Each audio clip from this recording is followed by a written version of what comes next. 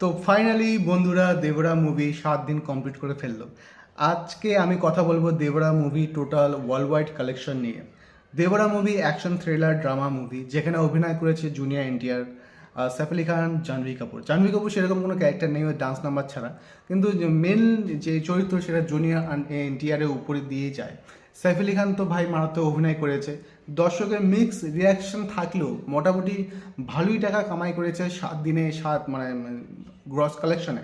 আমরা সাউথে বিভিন্ন ভাষায় এই দেবরা মুভি রিলিজ হয়েছে, যেসব ভাষা আছে তামিল, তেলেগু, মালয়ালম, কানাডা ইত্যাদি। তো এইসব ভাষায় দেবরা মুভি রিলিজ হয়েছে। তো সাউথে কামাই করেছে প্রায় 234,72,00,00,000 টাকা সাউথে কামাই করেছে। এবং হিন্দিতে এই মুভিটা খুবই সবাই পছন্দ করেছে। যতটা আশা ছিল, এক্সপেকটেশন ছিল যে না এই মুভিটা হয়তো পছন্দ করবে না অনেকেই, কিন্তু না, ভুল ছিল। সবার মুখ থেকে সবার যেসব ভুল কথা সেখান থেকে বেরিয়ে একদম পুরো দেবরা মুভি দারুণ কামাই করেছে হিন্দি ভাষায়। সেখানে 5 দিনে কামাই করেছে 38,72,00,000 টাকা কামাই করেছে বন্ধুরা হিন্দিতে 5 দিনে।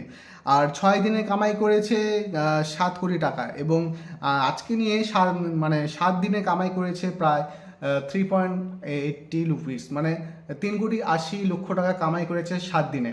অবশ্য কালকে আবার শুক্রবার কোনো ফিল্ম রিলিজ হবে না হিন্দিতে, অবশ্য সাউথ ইন্ডিয়ান প্রচুর রিলিজ হবে সাউথ ইন্ডিয়ান, তামিল, তেলুগু ভাষায়, হয়তো সেখানে একটু কম মার্কেট হবে, কিন্তু হিন্দিতে দারুণ কামাই করতে পারে এই দেবরা মুভি এই শুক্রবার, শনিবার এবং রবিবার। দেখা যাক দেবরা মুভি 100 কোটি টাকা পার করতে পারে কিনা হিন্দি ভাষায়। এবং আই হোপ যতটুকু সম্ভব দেবরা মুভি 100 কোটি টাকা কামাই করবে এবং হিট ক্রেডিটটা নিয়েই নেবে। বলতে গেলে হিটের যে সম্মানটা সেটা দেবরা মুভি নিয়েই নেবে। আর সেটা যদি মোটামুটি ভালোই টাকা কামাই করে, মিনিমাম 600-700 কোটি টাকা, তাহলে তো ব্লকবাস্টার হয়ে যাবে দেবরা মুভি।